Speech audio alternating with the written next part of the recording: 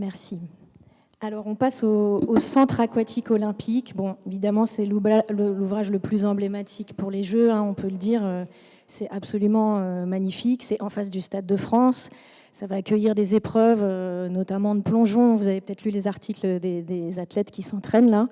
Et puis après, ce sera un équipement de proximité. Finalement, c'est aussi ça qui est génial. Alors, mesdames les architectes, vous avez conçu cet ouvrage. Comment votre regard sur le bois a changé, peut-être, avec cette expérience ? Merci Marie. Donc, bonjour à tous. Effectivement, je pense que ce soit Venhoven CS ou Atelier 234, on avait déjà une connaissance de bâtiments en bois, mais peut-être dans un style un peu plus classique. Et c'est vrai que ce qui a vraiment changé dans ma vision, c'est on dit souvent le béton, on peut dessiner ce qu'on veut, c'est très fluide et tout ça. Et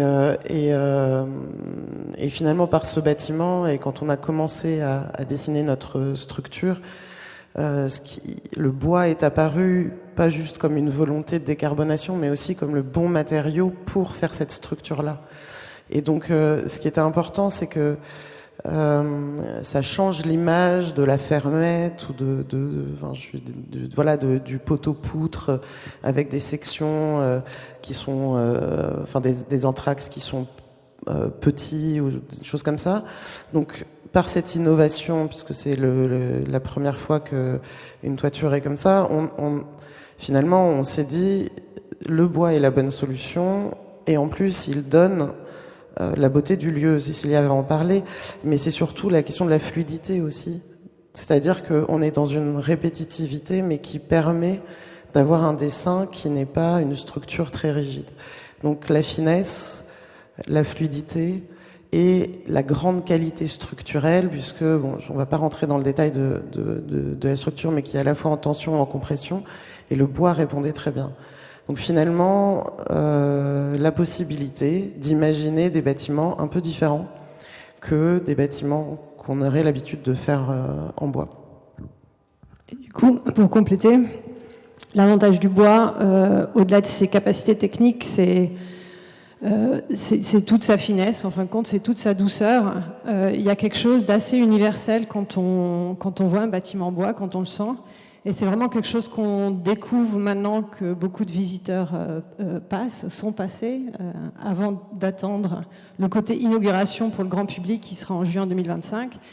C'est vraiment ce côté de bien sentir dans toute la chaleur du bois, vu qu'en plus d'être un matériau fantastique structurellement, c'est aussi un matériau qui n'a pas besoin de finition dans notre cas, donc on le voit. Donc il fait vraiment l'architecture du lieu. Et il accueille, et on le sent même, donc on sent plus le bois que le chlore, pour l'instant, non je plaisante. Et non mais c'est vraiment quelque chose en plus, à cette dimension, comme tu disais Laure, où tout est possible. En fin de compte, on est au début, on réinvente, enfin on a toujours construit avec du bois, donc on réinvente rien, mais on a des nouveaux outils aujourd'hui qui nous permettent d'être plus intelligents dans nos procédés de construction. La toiture, on l'a fait avec des outils de conception paramétrique. Donc oui, chaque catène est différente, mais elles ont quand même le même diamètre, il y a quand même une certaine efficacité dans la façon dont on les a construites. Et je pense qu'il faut inviter tout le monde de la construction à découvrir ces nouveaux outils qu'on a, avec ce matériau noble qu'on a toujours eu, et à savoir réinventer un futur tous ensemble, plus décarboné, mais aussi beau et harmonieux, parce qu'on a besoin de ça pour vivre. Merci. Super, merci beaucoup.